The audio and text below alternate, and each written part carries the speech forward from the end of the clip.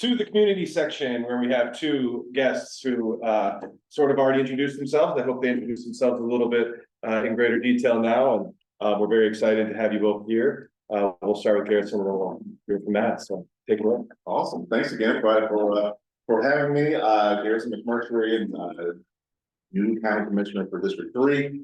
District 3 includes Falcon Heights, Como, San Antonio Park, Emma Midway, the North End, a little bit of Frogtown, and as far east as Payne Fair. And so I am originally from Mississippi. I moved here 10 years ago to go to grad school. I went to the U, to the Humphrey School, got my master's in public policy.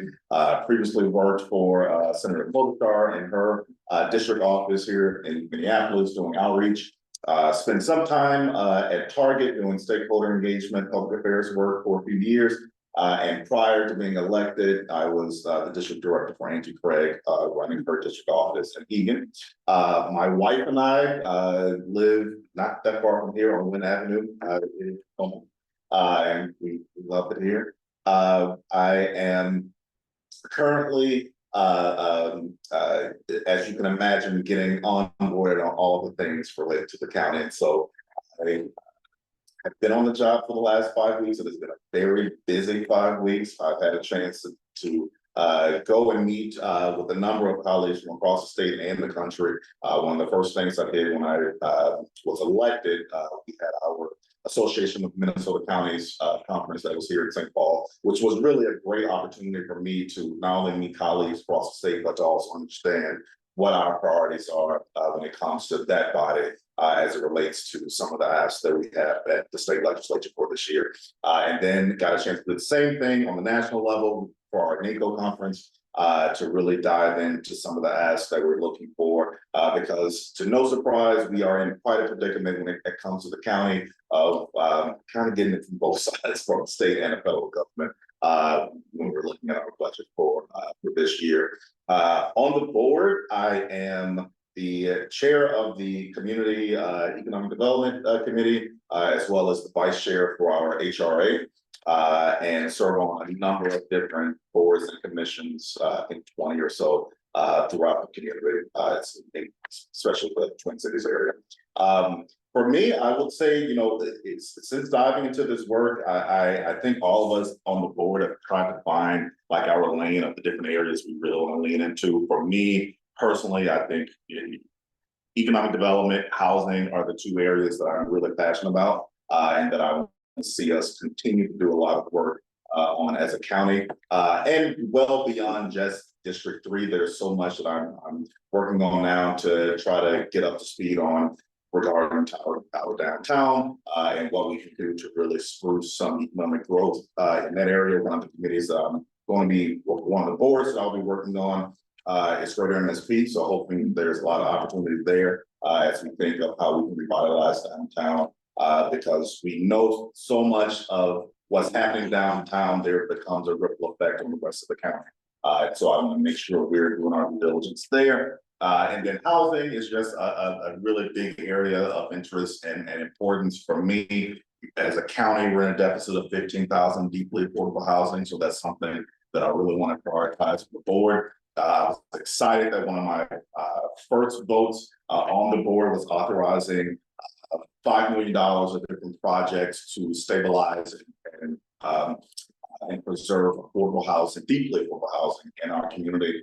Some of which is going towards the new shelter for families. It's going to be at the Best Western down the square.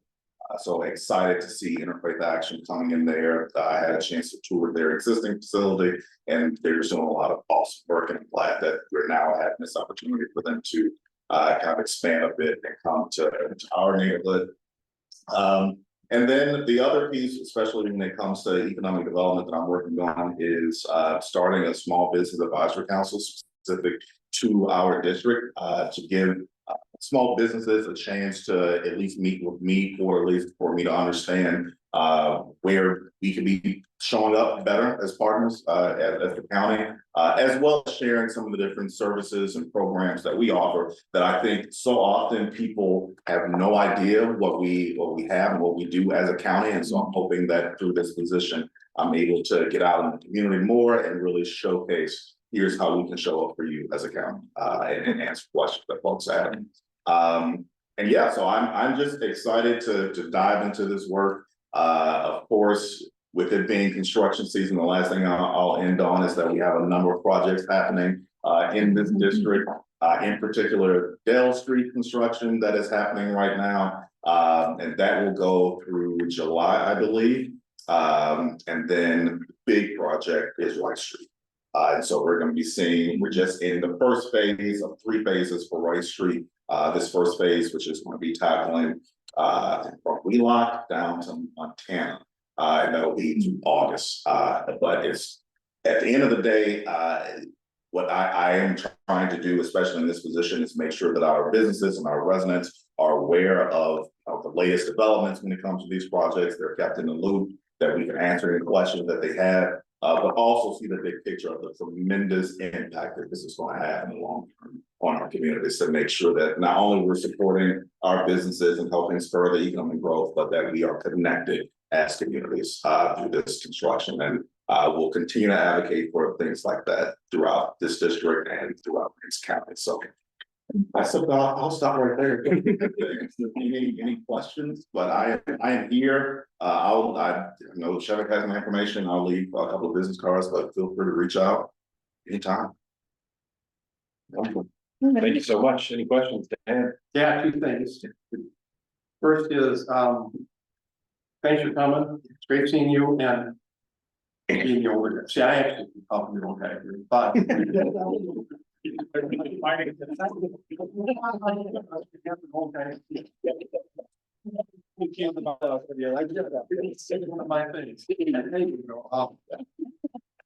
When someone new comes in, they show up and they're good, and that's good. And you're introducing yourself, you want to get to know us. And some keep coming, and some kind of don't keep coming so much. So please keep coming. You don't have to come a lot, but if, maybe if you could carve out like annually, like in April, maybe revisit to say, hi, I'm still here. Anything have changed, things like that. So I would encourage to just maintain the contact. Absolutely. No, I absolutely will be coming a lot more. I mean, also, this is my neighborhood. I live here, so I will be coming out. If we weren't going to Tucson this weekend, we would be at that cleanup. But there.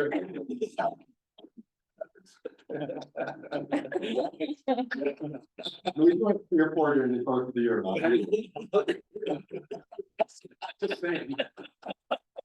The other though is, and I don't know, I see Jessica's gone black, which means she might be dealing with kids or dogs or some such thing. But last time she gave a presentation on South Como Community Co-op, which is very much involved in trying to help improve economic development in the district, in the area, but the districts and small businesses. So I think it would be good. I'm just trying to, I'm doing a connection there. So just you probably want to connect up here because you have a common interest. She's not. And so I thought you weren't there, so I was speaking up for you just to make sure that you're, but there's definitely that interest to try to get more small businesses, up and running here in District Town. Absolutely. Let's go, Lynn. Sorry, I do have kid noises in the background, so I'm trying to stay muted. But yes, definitely. I perked up and took note right away, so you'll be hearing from me. Any other questions for Garrison? Or comments? Yeah, go. Similar, I echo all of Dan's sentiments. As the executive director of D10, I can say that I find a lot of value in monthly meetings with the council ward offices, and I would love to get on your calendar first as often as you can handle me. Another thing that district councils have with the city is an annual funding contract that we don't have with the county, and a little bit would go a long way. And I'll just leave that there. We can talk about it at our monthly meeting. I got you.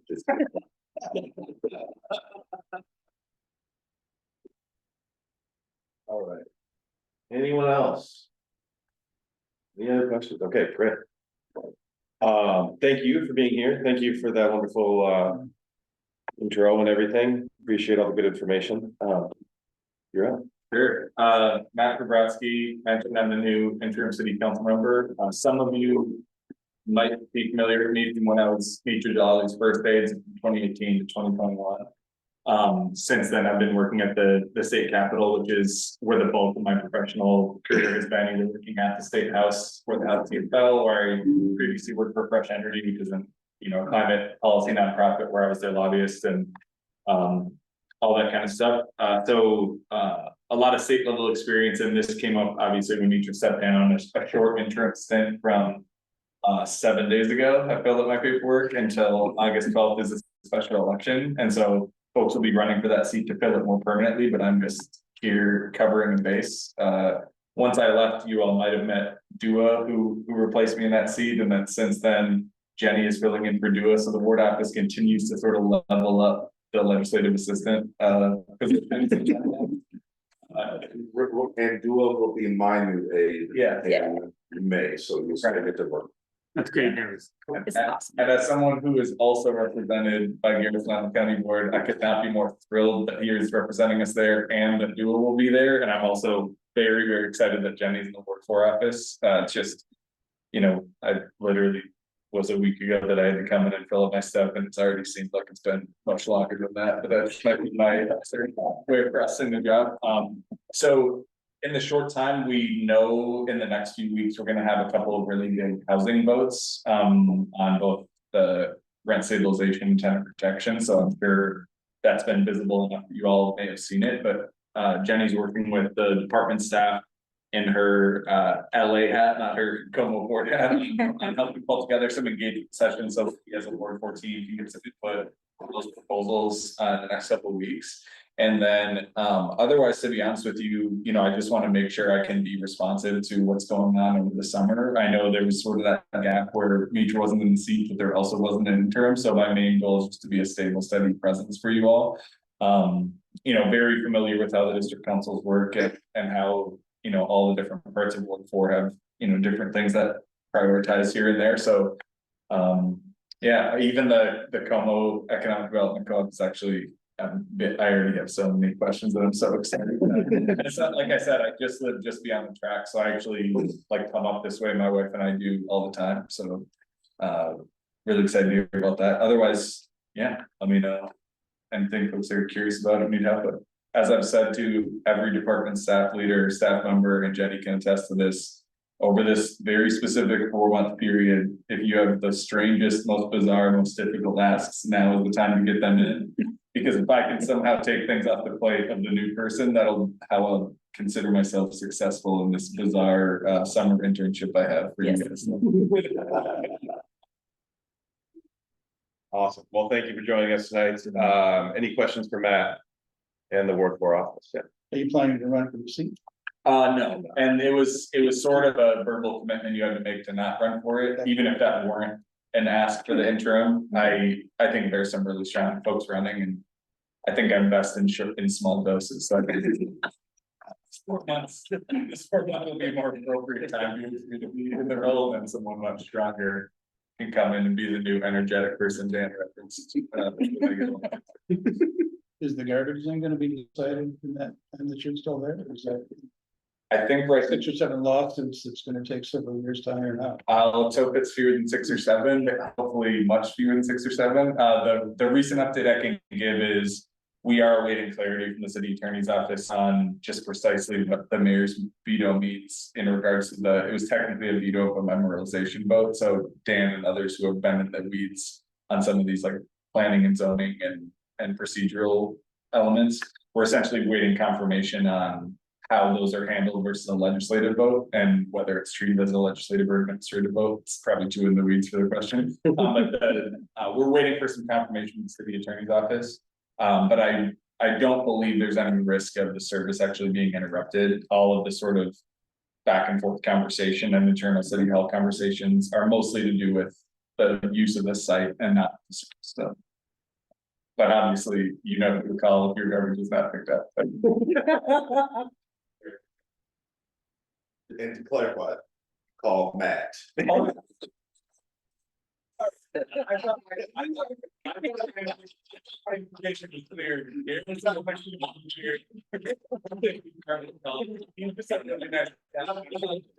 how you're our support. He delegates well. Yeah. Great. Any other comments, thoughts, questions about Matt Ward 4? Seeing none, thank you both for being here. We invite you to stay. We have a wonderful agenda ahead, including our annual report, which is a great way to see what we as a board have done for the last year and what we do going forward. But, you know, obviously, if